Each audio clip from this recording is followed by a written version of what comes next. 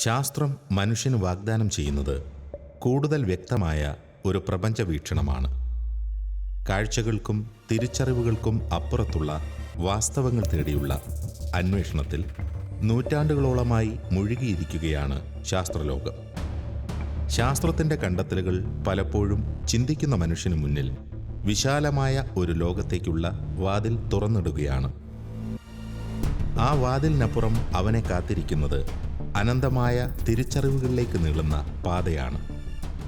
ആ പാതയിലൂടെയുള്ള സഞ്ചാരം മനുഷ്യനെ നയിച്ചേക്കാവുന്ന ബോധ്യങ്ങളുടെ ആഴം കണക്ക് കൂട്ടുവാൻ ശാസ്ത്രത്തിന് ഇനിയുമായിട്ടില്ല. പ്രപഞ്ചത്തോളം വിശാലമാണ് മനുഷ്യനെ കാത്തിരിക്കുന്ന അറിവുകളുടെ ലോകം. അതിനേക്കാൾ ആഴമേറിയതാണ് അതിൻ്റെ സൃഷ്ടാവിനെക്കുറിച്ചുള്ള സങ്കല്പങ്ങൾ.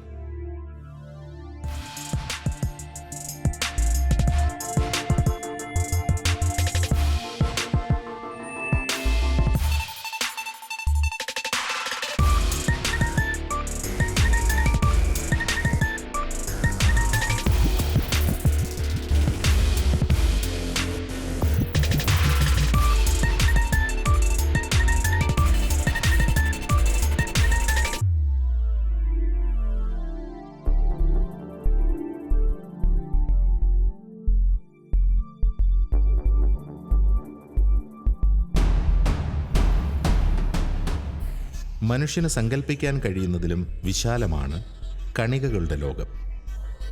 ഈ ദൃശ്യപ്രപഞ്ചത്തിൽ ശാസ്ത്രം തൊട്ടറിഞ്ഞിട്ടുള്ള പ്രതിഭാസങ്ങൾക്കെല്ലാം കാരണങ്ങളായി അവയ്ക്ക് പിന്നിൽ പ്രവർത്തിക്കുന്ന അതിസൂക്ഷ്മ കണികകളുടെ ഇനിയും വെളിപ്പെടാത്ത നിയമങ്ങൾ ശാസ്ത്രത്തിനു മുന്നിൽ അവസാനിക്കാത്ത അത്ഭുതങ്ങളാണ്. അതിസൂക്ഷ്മ കണികകളുടെയും ഉള്ളിലേക്ക് പോലും നീളുന്ന അതിസങ്കീർണങ്ങളായ പ്രവർത്തനങ്ങൾ ശാസ്ത്രചിന്തകർക്ക് ഇനിയും എത്തിച്ചേരേണ്ട പഠനമേഖലകളാണ്. കേവലം ഒരു നൂറ്റാണ്ട് മുമ്പ് തുടക്കം കുറിച്ച ക്വാണ്ടം ഫിസിക്സ് എന്ന ശാസ്ത്രശാഖ ഇപ്പോഴും ശൈശവദശ പിന്നിട്ടിട്ടില്ല എന്നതാണ് വാസ്തവം. ഗവേഷകർക്ക് മുന്നിൽ ഇന്നും അവ്യക്തമായി തുടരുന്ന പ്രതിഭാസങ്ങൾ ഇവിടെ എണ്ണമറ്റതാണ്. ഏതൊരു ശാസ്ത്രജ്ഞനെയും തത്വചിന്തകനെയും ദൈവവിശ്വാസികളാക്കി മാറ്റാൻ കഴിയുന്നത്ര ആഴമുള്ള ചോദ്യങ്ങൾ ഇവിടെ ഒരുപാടുണ്ട്. അത്തരം വിചിന്തനങ്ങളിലൂടെയുള്ള യാത്ര ഇവിടെ തുടരുകയാണ്.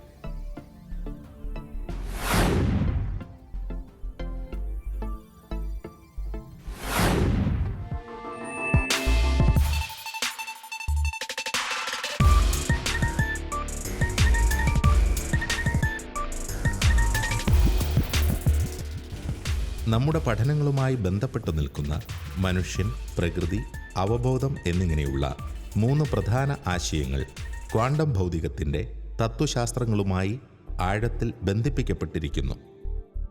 അതിസൂക്ഷ്മ കണികകളുടെ തലത്തിലെത്തി അവയെക്കുറിച്ച് മനസ്സിലാക്കാൻ ശ്രമിക്കുമ്പോൾ വെളിപ്പെടുന്ന ചിത്രം അത്ഭുതകരമാണ്.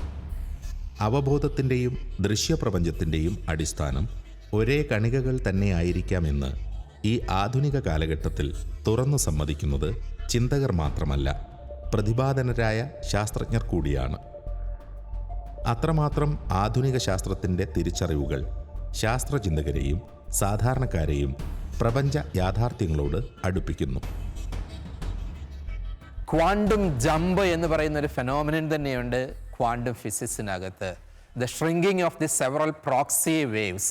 ഒരുപക്ഷെ അതിന് കാരണഭൂതമാകുന്നത് നിരീക്ഷകനായ ശാസ്ത്രത്തിൻ്റെ ബോധത്തിൻ്റെ സാന്നിധ്യമാവാം ഈ പ്രോക്സി തരംഗനിരകളുടെ ഇടിഞ്ഞു വീഴലിന് അവിടെ കാരണമാണ് എന്ന് പറയുന്നു. അതേപ്പറ്റി പഠിച്ച ഭൗതികശാസ്ത്രത്തിൽ പറയുന്നത് ക്വാണ്ടം ഫിസിക്സ് ഒരു പക്ഷേ പദാർത്ഥത്തിൽ തന്നെ അന്തർലീനമായിരിക്കുന്ന ബോധതലങ്ങളുടെ അല്പമാത്രമായ ബോധതലങ്ങളുടെ ഒരു സൂചന തരുന്നുണ്ട് എന്നുള്ളതാണ്. ഇലിയ പ്രിഗോഷൻ അതേപ്പറ്റി പഠിച്ചിട്ട് പറയും, quantum physics prepares a new dialogue between man and nature. മനുഷ്യനും പ്രകൃതിയും തമ്മിലുള്ള ഒരു പുതിയ സംവാദത്തിൻ്റെ വാതായനങ്ങൾ തന്നെ ക്വാണ്ടം ഫിസിക്സ് ഇവിടെ തുറന്നു തരികയാണ് അത്രേ. ഫ്രഞ്ച് ഭൗതിക ശാസ്ത്രജ്ഞനായ ബെർണഡ് ഡെസ്പാജ്ഞ, അദ്ദേഹം വളരെ വിപ്ലവാത്മകമായൊരു പ്രസ്താവന ബോധവും ക്വാണ്ടം ഫിസിക്സും ബന്ധപ്പെടുത്തിക്കൊണ്ട് പറഞ്ഞിട്ടുണ്ട്. പണ്ടുകാലത്ത് നമ്മൾ പറയുമായിരുന്നു പദാർത്ഥ കണികളുടെ സങ്കീർണതയാ ബോധം കൊണ്ടുവരുന്നത് എന്നത്. Consciousness as an epiphenomenon of matter. എന്നാൽ ഡെസ്മാർജ് അത് തിരുത്തി വായിക്കുക, അദ്ദേഹം തിരുത്തി പറയുക, ഒരുപക്ഷെ കോൺഷ്യസ്നെസ് ആയിരിക്കാം മൗലികമായിട്ടുള്ളത്, ബോധമായിരിക്കാം ഈ പ്രപഞ്ചത്തിന് തന്നെ ഏറ്റവും അടിത്തറയായിട്ട് നിലകൊള്ളുന്നത്, ബോധത്തിൽ നിന്നായിരിക്കാം ഒരുപക്ഷെ പദാർത്ഥം പോലും ഉരുത്തിരിഞ്ഞു വരുന്നത് എന്ന്. ഇത് ഭാരതീയ പാരമ്പര്യത്തിൽ, ഭാരതത്തിലെ മാത്രമല്ല പൗരസ്ത്യ ദേശത്തെ പല ദാർശനിക സരണികളുമായിട്ട് ഒത്തുപോകുന്ന ഒരു ചിന്താഗതി കൂടിയാണ്. ഭൗതിക ശാസ്ത്രത്തിൽ ഇങ്ങനെയുള്ള ചിന്തകൾ പങ്കുവെക്കുന്നു എന്നത് തന്നെ വലിയൊരു നല്ല കാര്യമാണ്. കാരണം ദർശനത്തോടുള്ള തുറവിയ ഇവയിലൊക്കെ വെളിവായി വരുന്നതായിട്ട് നമ്മൾ കാണും. ആധുനിക ശാസ്ത്രം എത്തി നിൽക്കുന്ന ചിന്താമണ്ഡലം വളരെ സങ്കീർണമാണ്. ഒരുപക്ഷെ ചില വർഷങ്ങൾക്ക് മുമ്പ് വരെ ശാസ്ത്രചിന്തകർക്ക് ഉൾക്കൊള്ളാൻ കഴിയുമായിരുന്നില്ലാത്ത ഏറെ തിരിച്ചറിവുകൾ ഇന്ന് ശാസ്ത്രീയമായി അംഗീകരിക്കപ്പെട്ട് കഴിഞ്ഞിരിക്കുന്നു.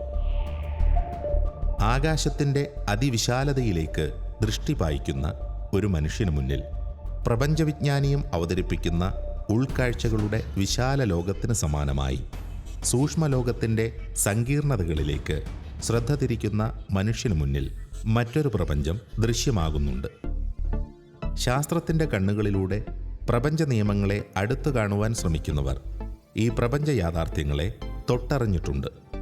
എന്നാൽ ശാസ്ത്രത്തിൻ്റെ നൂതനമായ തിരിച്ചറിവുകൾ ശരിയാം വിധം ഉൾക്കൊള്ളാൻ സാധാരണക്കാരന് പലപ്പോഴും കഴിയുന്നില്ല എന്നതാണ് വാസ്തവം.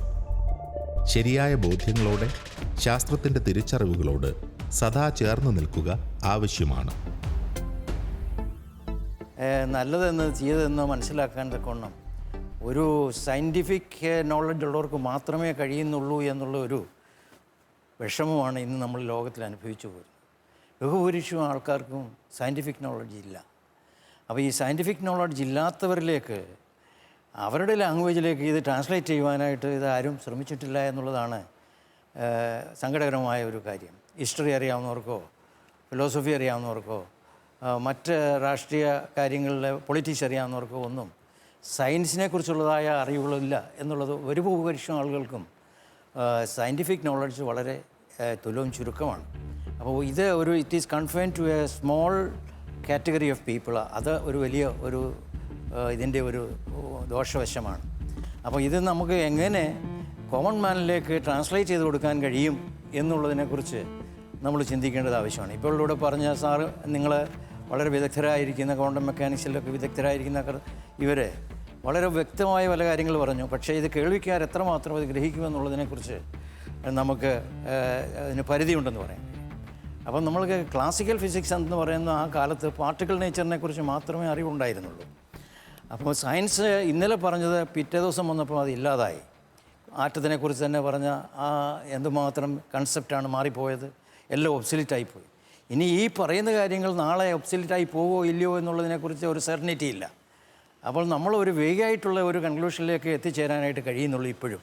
നാളെ എന്താണ് അടുത്ത് പറയുന്നത്, അങ്ങനെ പറയുമ്പോൾ ഇന്ന് പറഞ്ഞതെല്ലാം ഇല്ലാതെ പോകുമോ എന്നുള്ള ഒരു വ്യവസ്ഥയും സയൻസിൻ്റെ കാര്യത്തിൽ ഉണ്ട് എന്നുള്ള കാര്യം നമ്മൾ ഓർക്കേണ്ടത് ആവശ്യമാണ്. ക്വാണ്ടം ഫിസിക്സ് മുന്നോട്ട് വയ്ക്കുന്ന ആശയങ്ങൾ ദുർഗ്രഹങ്ങളാണ്. അനുദിനം കൂടുതൽ സങ്കീർണങ്ങളായ തിരിച്ചറിവുകളിലേക്കാണ് ശാസ്ത്രലോകം സഞ്ചരിക്കുന്നത്. ഒരുപക്ഷെ വ്യക്തമായ ബോധ്യങ്ങളിലേക്കും ഉത്തരങ്ങളിലേക്കും എത്തിച്ചേരുന്നതിനേക്കാൾ കൂടുതൽ സങ്കീർണതകളിലേക്കാണ് ശാസ്ത്രം എത്തിച്ചേർന്നുകൊണ്ടിരിക്കുന്നത്. ഉത്തരങ്ങളില്ലാത്ത ചോദ്യങ്ങളുടെ എണ്ണം അനുദിനം വർദ്ധിക്കുകയാണ്. വേവ് നേച്ചറിലേക്ക് അല്ലെങ്കിൽ അദൃശ്യത്തിലേക്ക് നമ്മളെ സയൻസിനെ കൊണ്ട് എത്തിച്ചത് ഡീബ്രോയിയാണ്.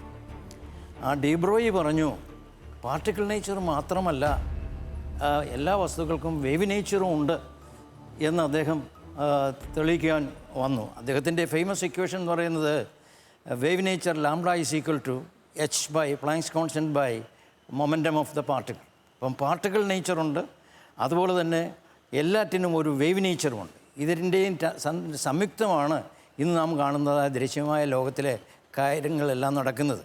അപ്പോൾ ലാംഡ ഈസ് ഈക്വൽ ടു, അല്ലെങ്കിൽ അദൃശ്യമായ കാര്യങ്ങൾ ദൃശ്യമായതിനോട് ഇൻവേഴ്സ്ലി പ്രൊപ്പോർഷണലാണ്, വിപരീത അനുപാതത്തിൽ. തൊമ്മമുറുമോ ചാണ്ടിയയ്യമെന്ന് പറയുന്ന പോലെയാണ്.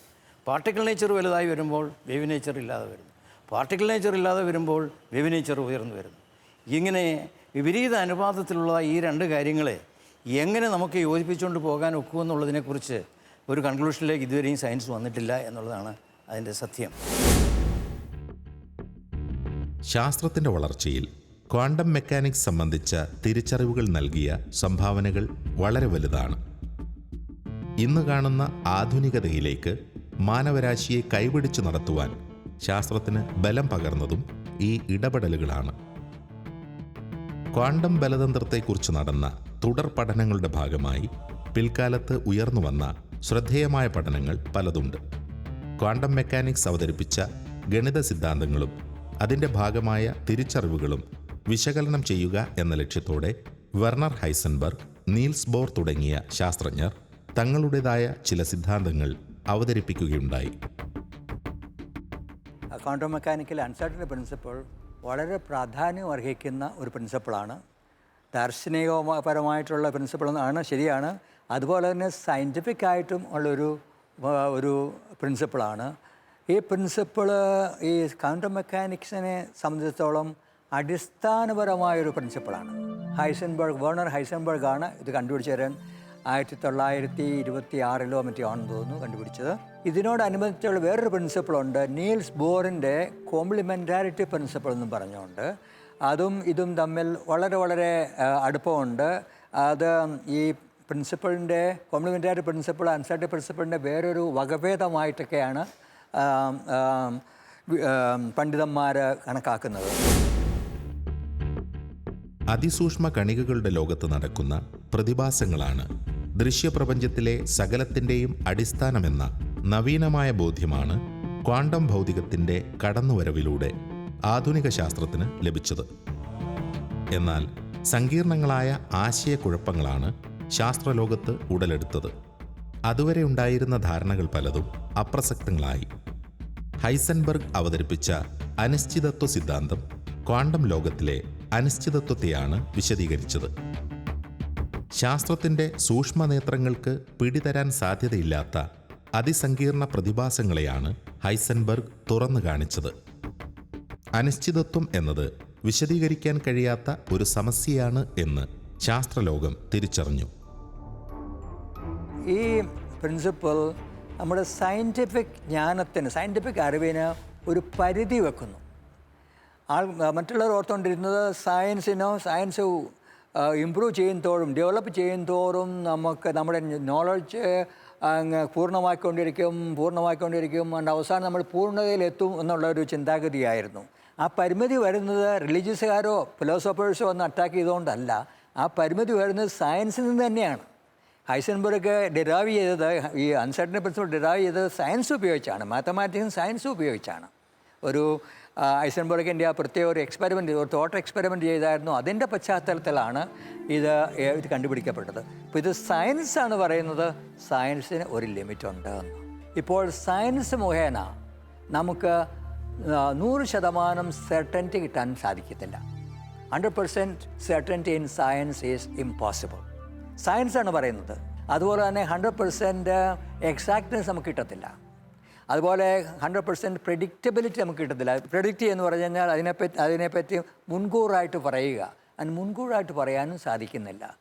അങ്ങനെ വരുമ്പോഴത്തേക്കും അവസാനം നമ്മൾ കൺക്ലൂഡ് ചെയ്യണം, സയൻറ്റിഫിക് നോളജ് ജെഫ്രി സാറൊക്കെ പറഞ്ഞതുപോലെ ഒരു പ്രോബബിലിസ്റ്റിക് നോളജാണ്. നല്ല സാധ്യതയുണ്ടെന്ന് മാത്രമേ നമുക്ക് പറയാൻ പറ്റത്തുള്ളൂ.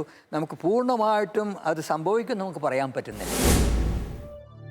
ശാസ്ത്രത്തിൻ്റെ വാക്കുകൾ വാസ്തവങ്ങളാണ്. കൂടുതൽ മെച്ചപ്പെട്ട ഒരു ലോകവീക്ഷണമാണ് ശാസ്ത്രത്തിൻ്റെ പുതിയ കണ്ടെത്തലുകളിലൂടെ ലോകത്തിന് ലഭിക്കുന്നത്.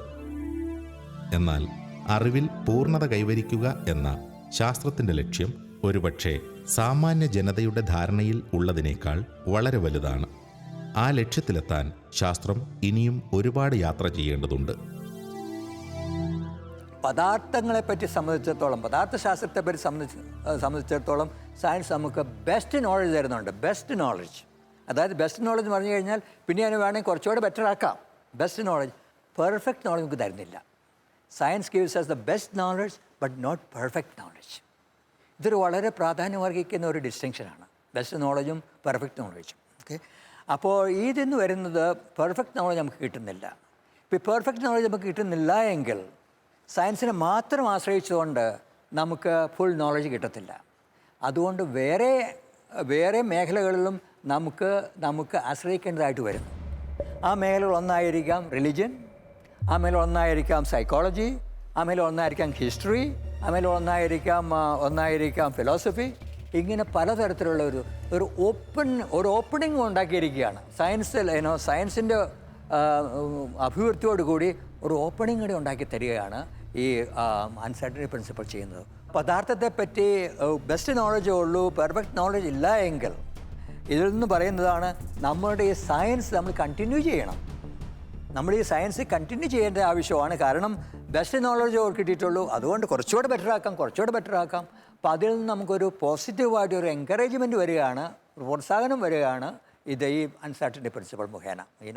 ശാസ്ത്രജ്ഞന്മാർക്ക് ഇനിയും പഠിക്കുക, സംഗതി തീർന്നിട്ടില്ല, ഇനിയും മുമ്പോട്ട് പോകണം എന്നുള്ളൊരു ഇത് കിട്ടുന്നു. അതും വളരെ വളരെ വാല്യുബിൾ ആയിട്ടുള്ള ഒരു സംഗതിയാണ്.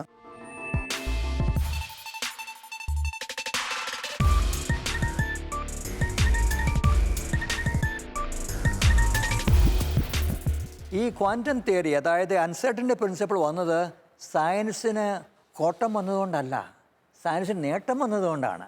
സയൻസ് പുരോഗമിച്ചതിൻ്റെ ഫലമായിട്ടാണ് അൺസർട്ടനിറ്റി ഉണ്ടെന്നുള്ളത് നമുക്ക് മനസ്സിലായത്. അല്ലാതെ സയൻസ് അധംപതിച്ചുകൊണ്ടല്ല. ഇത് വളരെ ഇമ്പോർട്ടൻ്റ് ആയിട്ടുള്ള പോയിൻ്റാണ്. നമ്മളുടെ സയൻസും അതുപോലെ നോളജും വളരും തോറും നമുക്ക് അറിവ് കിട്ടുന്നത് അല്ല, നമ്മൾ പെർഫെക്റ്റ് അല്ല, നമ്മുടെ പെർഫെക്ഷന് ഇനിയും അനേകം ദൂരം പോകാനുണ്ട് എന്നുള്ളതാണ്. ഇത് വളരെ മഹത്തായ ഒരു ഇതാണ്. അപ്പോൾ അതിൽ നിന്നെല്ലാം നമുക്ക് മനസ്സിലാകുന്നത് സയൻസിൻ്റെ കാര്യം തീർന്നിട്ടില്ല, നമ്മളുടെ മറ്റ് മേഖലകളിലുള്ള അറിവ് തീർന്നിട്ടില്ല. ഇതെല്ലാം പുരോഗമിച്ചുകൊണ്ടിരിക്കണം. ഇതിനെല്ലാം ആൾക്കാർ പ്രവർത്തിച്ചുകൊണ്ടിരിക്കണം. അങ്ങനെ നമ്മൾ പ്രവർത്തിച്ച് ഒരു പക്ഷേ പൂർണ്ണതയിൽ നമ്മൾ എത്തിയേക്കാം. എത്തുമോ ഇല്ലയോ എന്നുള്ളത് നമുക്ക് തീർച്ച പറയത്തില്ല. ഒരു പക്ഷേ പൂർണ്ണതയിൽ എത്തിയേക്കാം. പക്ഷേ ഈ ആക്ടിവിറ്റീസ് നമ്മൾ കണ്ടിന്യൂ ചെയ്തുകൊണ്ടിരിക്കണം. അങ്ങനെയുള്ളൊരു പ്രോത്സാഹനമായിട്ടും കൂടെയാണ് ഞാൻ അൺസർട്ടനിറ്റി പ്രിൻസിപ്പിളിനെ കാണുന്നത്. മനുഷ്യൻ്റെ എല്ലാ ആശയക്കുഴപ്പങ്ങൾക്കും ഉത്തരം നൽകുവാൻ ശാസ്ത്രത്തിന് കഴിയുമോ? ശാസ്ത്രം എന്തിനും മതിയായ പരിഹാരമാണെന്ന് അനേകർ കരുതുന്നുണ്ടെങ്കിലും അടിസ്ഥാനപരമായ അനവധി പ്രശ്നങ്ങളിൽ ക്രിയാത്മകമായ പരിഹാരം നിർദ്ദേശിക്കാൻ ശാസ്ത്രത്തിന് കഴിയുന്നില്ല എന്നതാണ് വാസ്തവം. മനുഷ്യൻ അഭിമുഖീകരിക്കുന്ന കാതലായ ചില ചോദ്യങ്ങൾക്കുള്ള ഉത്തരം നിർദ്ദേശിക്കുവാനും ശാസ്ത്രത്തിന് കഴിയുന്നില്ല. മനുഷ്യൻ ജനിച്ചു മരിക്കുന്നു. മരണത്തിൽ നിന്നും മനുഷ്യനെ വിടുവിക്കുവാനായിട്ട് ഒരു സയൻസും ഒന്നും കണ്ടുപിടിച്ചിട്ടില്ല. എന്തുകൊണ്ട് മനുഷ്യൻ മരിക്കുന്നു? അതിനെക്കുറിച്ചുള്ള റിസർച്ചുകളാണ് വേണ്ടത്. അവനെ ജീവിപ്പിച്ചു തിരിച്ചു കൊണ്ടുവരാൻ പറ്റുമോ? മനുഷ്യൻ്റെ ഏറ്റവും വലിയ പ്രശ്നമെന്ന് പറയുന്നത് മരണമാണ്. ഇന്ന് ലോകത്തിൽ നടക്കുന്നത് 3 കാര്യങ്ങളുള്ളൂ: സിൻ, സോറോ ആൻഡ് ഡെത്ത്. ഏത് പത്രം എടുത്തു കഴിഞ്ഞാൽ ഈ 3 കാര്യമേ ഉള്ളൂ: സിൻ, സോറോ ആൻഡ് ഡെത്ത്. പത്രത്തിലെ ഒരുത്തനെ വെട്ടിക്കൊന്നു, മറ്റൊരുത്തനെ ചുട്ടുകരിച്ചു, അല്ലെങ്കിൽ അതിന് അനുസരിച്ച് ദുഃഖം അനുഭവിക്കുന്ന ഒരു ജനത. അതിനെന്താ പരിഹാരമുള്ളത്? ഇതിന് സയൻസിന് എന്ത് കൊടുക്കാൻ കഴിയുന്നു എന്നുള്ളത് സയൻസിൻ്റെ ഒരു വലിയ പരിധിയിൽ വരുന്ന ഒരു ദോഷവശമാണ്. അപ്പോൾ ഇവർക്ക് ലോകത്തിലുള്ളതായ സങ്കടങ്ങളെ, അല്ലെങ്കിൽ സിൻ, സോറോ ആൻഡ് ഡെത്ത്, ഈ 3 കാര്യങ്ങളെ കൈകാര്യം ചെയ്യുവാനായിട്ട് ഒരിക്കലും സയൻസിന് കഴിഞ്ഞിട്ടില്ല എന്നുള്ളതാണ് സത്യം. ഇന്ന് ആ കാലത്തുമുണ്ട് ഈ കാലത്തുമുണ്ട് സയൻറ്റിസ്റ്റായിട്ടുള്ളവർ പോലും ആത്മഹത്യ ചെയ്യുന്നു. എന്തുകൊണ്ട് ആത്മഹത്യ ചെയ്യുന്നു? അതുകൊണ്ട് എന്തുകൊണ്ട് അവർ അതിനപ്പുറത്തേക്കുള്ള ഒരു റിയാലിറ്റിയിലേക്ക് അവർ ചെല്ലുന്നില്ല എന്നുള്ളത് കൊണ്ടാണ്. അപ്പോൾ ഇതിനെല്ലാം അപ്പുറത്തൊരു റിയാലിറ്റി ഉണ്ട് എന്നുള്ളത് നമ്മൾ മനസ്സിലാക്കാത്തിടത്തോളം കാലം നമ്മൾ ഒരിടത്തും എത്തിച്ചേരുകയില്ല. ഇങ്ങനെ പോയിട്ട് മരണത്തോടുകൂടി നമ്മൾ തീർന്നു പോവുകയാണ്. അപ്പോൾ നമുക്ക് സ്ഥായിയായിട്ടുള്ളൊരു കൺക്ലൂഷൻ ഉണ്ടാകേണ്ടിയിരിക്കുന്നു എന്നുള്ളതാണ് എനിക്ക് പറയാനുള്ളത്. ക്വാണ്ടം ഭൗതികം മുന്നോട്ട് വയ്ക്കുന്ന ആശയങ്ങൾ അവർണ്ണനീയമാം വിധം സങ്കീർണമാണ്. ശാസ്ത്രത്തിന് വിശദീകരിക്കാൻ കഴിയുന്നവയേക്കാൾ അധികമാണ് ഉത്തരമില്ലാത്ത ചോദ്യങ്ങൾ. ഇനിയും പൂരിപ്പിക്കപ്പെടേണ്ട വിടവുകൾ സിദ്ധാന്തങ്ങളിലും കാഴ്ചപ്പാടുകളിലും വിശദീകരണങ്ങളിലും അവശേഷിക്കുകയാണ്. സൂക്ഷ്മമായ വിഷയങ്ങളിലേക്ക് പ്രവേശിക്കുമ്പോൾ അത്തരം വിടവുകൾ വർദ്ധിക്കുന്നു. ഐൻസ്റ്റീൻ പറഞ്ഞൊരു കാര്യമുണ്ട്: something is missing in quantum theory. ആ മിസ്സിങ് പാർട്ട് ഏതാണ്? അദ്ദേഹം ക്വാണ്ടം തിയറിയെക്കുറിച്ച് പറഞ്ഞിരിക്കുന്ന ഒരു സ്റ്റേറ്റ്മെൻറ്റ് ഇതാണ്: something is missing in quantum theory. ആ മിസ്സിങ് പാർട്ട് ഏതാണ്? അത് നമ്മൾ മനസ്സിലാക്കേണ്ടത് ആവശ്യമാണ്. അതിനുവേണ്ടിയുള്ള ഒരു അന്വേഷണം വളരെ ആവശ്യമാണ്. എന്താണ് മിസ് ചെയ്തുകൊണ്ടിരിക്കുന്നത്? ഇപ്പോൾ നമ്മളിവിടെ എല്ലാം പറഞ്ഞപ്പോഴും സംതിങ് ഈസ് മിസ്സിങ്. ആ മിസ്സിങ് പാർട്ട് എന്താണെന്ന് നമുക്ക് മനസ്സിലാകുമ്പോൾ മാത്രമേ നമ്മൾ ഒരു പെർഫെക്ഷനിലേക്ക് വരുവാനായിട്ട് കഴിയുള്ളൂ എന്നാണ് എൻ്റെ ചിന്ത. അപ്പോൾ നമുക്ക് അക്സെപ്റ്റ് ചെയ്യാവുന്ന ഏറ്റവും വലിയ 3 ലോയാണ് thermodynamics. Energy is the same yesterday today and forever. Energy could neither be created nor be destroyed. ആ എനർജിയെക്കുറിച്ച് പറയുമ്പം എനർജി എന്ന് പറയുന്നത് എനർജി ഫീൽഡിനെ കുറിച്ചാണ് ഇപ്പോൾ നമ്മൾ അവസാനമായിട്ട് വന്നിരിക്കുന്നത്. ഹിഗ്സ് ഫീൽഡിനെ കുറിച്ച് ഒരു സയൻറ്റിസ്റ്റ് പറഞ്ഞിരിക്കുന്നത് ഒരു സമുദ്രത്തെ പോലെ കരുതാമെന്ന്. സമുദ്രം പോലെ എനർജിയാണ് യൂണിവേഴ്സ് മുഴുവൻ. എനർജിയിലാണ് നമ്മളെല്ലാം കഴിയുന്നത്. എനർജിയാണ് അൾട്ടിമേറ്റ്. ഹിഗ്സ് ഫീൽഡ് എന്ന് പറയുന്ന whole universe is Higgs field എന്നാണ് അദ്ദേഹം പറയുന്നത്. അവിടെ ചില മീൻ വെള്ളത്തിൽ കൂടെ വേഗത്തിൽ പോകാൻ കഴിയും. അതേസമയത്ത് ഒരു മനുഷ്യൻ അത്രയും വെയിറ്റ് ഇല്ലാത്തൊരു മനുഷ്യൻ പോലും വെള്ളത്തിൽ താണു പോകുന്നു. അപ്പോൾ അതിൻ്റെ ഇൻ്ററാക്ഷൻസ് എന്താണ്, അതിൻ്റെ കാരണം എന്താണ് എന്ന് ക്വസ്റ്റ്യൻ നിലനിൽക്കുകയാണ്. അപ്പോൾ ഒരുപാട് ക്വസ്റ്റ്യൻസ് നമ്മൾ ആൻസർ ചെയ്യാതെ നിലനിൽക്കുന്നുണ്ട്. അതിന് ആൻസർ കൊടുക്കാത്തിടത്തോളം കാലം നമുക്ക് ജനങ്ങളെ സാറ്റിസ്ഫൈ ചെയ്യാനായിട്ട് കഴിയുകയില്ല. അത് എങ്ങനെ കഴിയും എന്നുള്ളതാണ് സയൻസിൻ്റെ മുന്നിലുള്ളതായ വലിയ ക്വസ്റ്റ്യൻ. പ്രപഞ്ചത്തിൻ്റെ വിശാലതയ്ക്ക് സമാനമാണ് മനുഷ്യനെ കാത്തിരിക്കുന്ന അറിവിൻ്റെ ആഴം എന്ന വലിയ ബോധ്യമാണ് ക്വാണ്ടം ഭൗതികം സംബന്ധിച്ച അടിസ്ഥാന ആശയങ്ങൾ നമുക്ക് നൽകുന്നത്. കണികകൾ മുന്നോട്ട് വയ്ക്കുന്ന സാധ്യതകൾ ശാസ്ത്രത്തിന് ഇന്നുള്ള പരിധികൾക്ക് അപ്പുറമാണ്. അത്തരം പരിമിതികളെ അതിജീവിക്കുവാനായി ശാസ്ത്രത്തിന് ഇനിയുമേറെ സഞ്ചരിക്കേണ്ടതുണ്ട്. ക്വാണ്ടം ഫിസിക്സ് തുറന്നു തരുന്ന അറിവിൻ്റെ വിശാല സീമകൾ, ഇൻ്റർ ഡിസിപ്ലിനാരിറ്റി ഓഫ് നോളജ്, അറിവിൻ്റെ തന്നെ വിഷയാന്തര സമീപനത്തിൻ്റെ അനിവാര്യത. അവിടെയാണ് ദർശനവും ദൈവശാസ്ത്രവും ഒക്കെ കൂട്ടിച്ചേർത്ത് വായിച്ചാലേ ഭൗതികശാസ്ത്രത്തിന് തന്നെ അറിവുകൾ അർത്ഥങ്ങളായി മാറുകയുള്ളൂ എന്ന് നമ്മളിവിടെ മനസ്സിലാക്കുകയായിരുന്നു. അതുകൊണ്ട് തന്നെ അറിവിന് പരിമിതിയുണ്ട് എന്നുള്ള വലിയൊരു ദാർശനിക നിഗമനമാണ് ക്വാണ്ടം ഫിസിക്സിൻ്റെ പ്രധാനപ്പെട്ട ഒരു ഊന്നൽ എന്ന് തോന്നുന്നു. ക്വാണ്ടം ഭൗതികത്തിന് തന്നെ തലതൊട്ടപ്പന്മാരിൽ ഒരാളായ നീൽസ് ബോർ പറഞ്ഞിട്ടുണ്ട്, physics concerns not what nature in itself but what we can say about nature. പ്രകൃതി അതിൽ തന്നെ എന്താണ് എന്നുള്ളതല്ല, പ്രപഞ്ചത്തെപ്പറ്റി നമുക്ക് എന്ത് പറയാൻ സാധിക്കുമെന്നുള്ളതാ ക്വാണ്ടം ഫിസിക്സ് പറഞ്ഞു തരുന്നത് പോലും. അതായത് മൗലികമായ പ്രപഞ്ചം ഒരു പരിധിവരെ ഭൗതികത്തിനും അതീതമാണ് എന്നുള്ള ഒരു ഉൾക്കാഴ്ചയാണ് അദ്ദേഹം ഇവിടെ സ്ഥിരീകരിക്കുന്നത് എന്ന് നമ്മൾ മനസ്സിലാക്കുന്നു. ലോജിക്കൽ പോസിറ്റിവിസ്റ്റും അവരുടെ സമാന ചിന്താഗതിക്കാരുമൊക്കെ അവതരിപ്പിച്ച സയൻറ്റിഫിക് നോളജിൻ്റെ അബ്സല്യൂട്ട് നേച്ചർ, ഇൻഫോളിബിൾ നേച്ചർ ഒക്കെ ഒരു പുനർവായനയ്ക്ക് വിധേയമാവുക ക്വാണ്ടം ജ്ഞാനമീമാംസയിലൂടെ ഇവിടെ സംഭവിക്കുന്നത് എന്ന് നമ്മൾ മനസ്സിലാക്കുന്നു. ക്വാണ്ടം ഭൗതികം നമുക്ക് പകർന്നു നൽകുന്ന തിരിച്ചറിവുകളുടെ ആഴം അളക്കാനാവാത്തതാണ്. ദൃശ്യപ്രപഞ്ചത്തിൻ്റെ അടിസ്ഥാനമായിരിക്കുന്ന കണികകളുടെ പ്രപഞ്ചത്തിൽ സംഭവിക്കുന്നതെന്തൊക്കെയാണ് എന്ന് ശാസ്ത്രത്തിന് ഇനിയും വ്യക്തമല്ല. പദാർത്ഥമാണോ അവബോധമാണോ സ്ഥായിയായ യാഥാർത്ഥ്യം എന്ന ചോദ്യത്തിന് ആത്മീയ ആചാര്യന്മാർ നൽകിയിരുന്ന ഉത്തരം അവബോധം എന്നായിരുന്നുവെങ്കിൽ ഇന്ന് ശാസ്ത്രചിന്തകരും അത്തരത്തിൽ ചിന്തിക്കുന്നു. പദാർത്ഥത്തിൻ്റെയും അവബോധത്തിൻ്റെയും അടിസ്ഥാനമായിരിക്കുന്നത് ഒരേ കണികകൾ തന്നെയായിരിക്കാം. ക്വാണ്ടം ഫിസിക്സിനെ തന്നെ ഭൗതികശാസ്ത്രത്തിൻ്റെ ചരിത്രപരമായ ചട്ടക്കൂടിൽ വെച്ച് അപഗ്രഥിക്കുമ്പോൾ നമ്മൾ മനസ്സിലാക്കുന്നത് ആത്യന്തികമായിട്ട് ഇതിൽ നിന്ന് വെളിവാകുന്നത് പദാർത്ഥം എന്ന് പറയുന്ന രഹസ്യം തന്നെയാണ്. തീർച്ചയായും മാറ്റർ കോൺഷ്യസ് ആണ് എന്ന് പറയുമ്പോൾ തന്നെ നമുക്കറിയാം അവിടെ പദാർത്ഥത്തിൻ്റെ അതിഭൗതികമായ സാധ്യതകളാണ്. പലരും അതിനെ ദൈവശാസ്ത്രവുമായിട്ട് ബന്ധപ്പെടുത്തിയിട്ടുണ്ട്. പൗലോസ് ശ്ലീഹ റോമാക്കാർക്ക് എഴുതിയ ലേഖനത്തിൽ പറയും, സൃഷ്ടപ്രപഞ്ചത്തിന് മുഴുവനും ഒരു അതിരിക്തതയുണ്ട്, ഒരു കടന്നുപോകലുണ്ട്, ഇതും ഉദ്ധാനത്തെ പ്രാപിക്കുമെന്നൊക്കെയുള്ള ദൈവശാസ്ത്ര ചിന്തകളുണ്ട്. ഒരുപക്ഷെ അതിൻ്റെ ആലങ്കാരികമായ ചില സാങ്കത്യങ്ങൾ നമുക്ക് ക്വാണ്ടം ഫിസിക്സിൻ്റെ ഇതുപോലെയുള്ള പദാർത്ഥത്തെ സംബന്ധിക്കുന്ന ബോധപരമായ പഠനങ്ങളിൽ നിന്ന് മനസ്സിലാക്കാൻ സാധിക്കുമെന്ന് തോന്നുകയാണ്.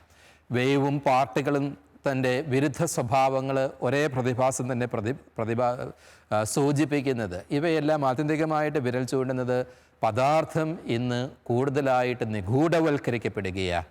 പദാർത്ഥത്തിന് തന്നെ ഒരു മിസ്റ്റിസിസം ഉണ്ട് എന്നുള്ളതാണ്. ഇത് പരമ്പരാഗതമായിട്ട് ദൈവശാസ്ത്രം ഉപയോഗിക്കുന്ന ആത്മാവെന്ന സംജ്ഞയുടെ ശാസ്ത്രബദ്ധമായ പുതിയ വായനകൾക്കുള്ള ഒത്തിരി സാധ്യതകൾ നമ്മൾക്ക് തുറന്നു തരുന്നുണ്ട് എന്നുള്ളത് മനസ്സിലാക്കേണ്ടതാണ്. ഇത്തരണത്തിൽ നോക്കുമ്പോൾ ദൈവശാസ്ത്രത്തെ വലിയൊരളവ് വരെ സമ്പന്നമാക്കാൻ പോകുന്ന ഒത്തിരി ഭൗതികമായ അടിത്തറകൾ ശാസ്ത്രത്തിൽ നിന്ന് നാം ലഭിക്കുകയാണ്. ജോൺ ബോൾ രണ്ടാമൻ മാർപ്പാപ്പ പറഞ്ഞതുപോലെ അരിസ്റ്റോട്ടേലിയൻ തത്വശാസ്ത്രം എപ്രകാരം മധ്യകാലഘട്ടത്തിലെ ദൈവശാസ്ത്രത്തെ സ്വാധീനിച്ചുവോ എന്നതുപോലെ ഇന്ന് ആധുനിക കാലഘട്ടത്തിൽ ദൈവശാസ്ത്രത്തിന് വേണ്ട ഒത്തിരി വിഭവങ്ങൾ പ്രദാനം ചെയ്യുന്നത് ശാസ്ത്രമാണ്. പ്രകൃതിശാസ്ത്രങ്ങളുടെ ചുവട് പിടിച്ചുകൊണ്ട് നവീന ദൈവശാസ്ത്രം കടന്നു വരണം എന്ന മാർപ്പാപ്പയുടെ നിരീക്ഷണത്തെ ക്വാണ്ടം ഫിസിക്സിൻ്റെ ആഖ്യാനത്തിലൂടെ തീർച്ചയായും നമുക്ക് സ്വാംശീകരിക്കാവുന്നതാണ് എന്ന് തോന്നുന്നു. കണികകളുടെ ശാസ്ത്രം നമുക്ക് നൽകുന്ന ബോധ്യങ്ങൾ വിലമതിക്കാനാകാത്തതാണ്. ശാസ്ത്രം തുറന്നിടുന്ന വാതായനങ്ങൾ നമ്മെ നയിക്കുന്നത് പ്രകാശഭരിതമായ മറ്റൊരു ലോകത്തിലേക്കാണ്. മുൻവിധികളില്ലാതെ ശാസ്ത്രത്തെ സമീപിക്കുന്നവർ അന്ധകാരത്തിൽ അലയാനിടവരുന്നില്ല.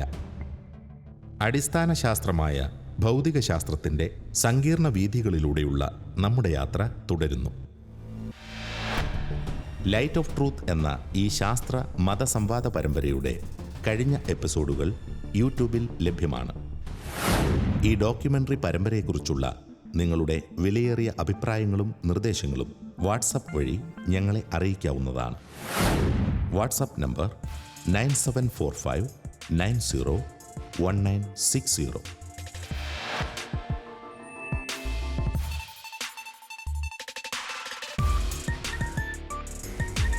പ്രപഞ്ചത്തിലെ ഏറ്റവും ചെറുതിനെ പഠിക്കാൻ വേണ്ടി നമുക്ക് ഏറ്റവും ബൃഹത്തായ ലബോറട്ടറി സെറ്റപ്പ് തന്നെ വേണ്ടി വരുന്നു. 27 കിലോമീറ്റർ വ്യാപ്തിയുള്ള പരീക്ഷണശാലയിൽ ഈ മൈന്യൂട്ടസ്റ്റ് പാർട്ടിക്കിളിനെ പഠിക്കുവാൻ വേണ്ടി ശ്രമിക്കുന്നത് എന്ന് പറയുന്നത് തന്നെ വളരെ അത്ഭുതകരമായിരിക്കുന്നു. പ്രോട്ടോണുകളും ന്യൂട്രോണുകളുമുള്ള അണുകേന്ദ്രവും അതിന് ചുറ്റുമുള്ള ഒരു ക്ലൗഡ് പോലെയുള്ള ഇലക്ട്രോണുകളുടെ ഒരു കൂട്ടവുമാണ് ഒരു പരമാണു എന്ന് പറയുന്നത്. ഇങ്ങനെയൊക്കെ ആണെങ്കിലും പരമാണു എന്നുള്ളത് 99.9% ശുദ്ധശൂന്യമാണ്. അപ്പോൾ ഒരു കാര്യം നമുക്കറിയാം, ഈ ബിഗ് ബാങ് തിയറി ആണെങ്കിലും അത് സ്വയം ഉണ്ടായോ എന്നുള്ളതാണ് ക്വസ്റ്റ്യൻ. അത് എങ്ങനെ സ്വയം ഉണ്ടാകാൻ ഒക്കും? ഒരു ഔട്ട്സൈഡ് ഇൻവോൾവ്മെൻ്റ് ഇല്ലാതെ എങ്ങനെ കംപ്ലീറ്റ് കയോസായ ഒരു സിറ്റുവേഷനിൽ നിന്നും ഡിസോർഡറായ സിറ്റുവേഷനിൽ നിന്നും ഒരു ഓർഡർ തനിയെ ഉണ്ടായി എന്ന് പറയുന്നതാണ്. അതിൻ്റെ ആൻസർ ഇതുവരെയും സയൻസ് കൊടുത്തിട്ടില്ല എന്നുള്ളതാണ്. ഈ ബൃഹത് പ്രപഞ്ചം മുഴുവനും ഒരു ചെറു കണികയിൽ ഉണ്ട് എന്നുള്ള ബ്ലേക്കിൻ്റെ ഉൾക്കാഴ്ച തന്നെയാണോ ഭൗതികശാസ്ത്രവും ആലങ്കാരികമായിട്ട് ഇവിടെ പങ്കുവയ്ക്കുന്നത് എന്ന് നമ്മളപ്പോൾ സംശയിച്ചു പോവുകയാണ്.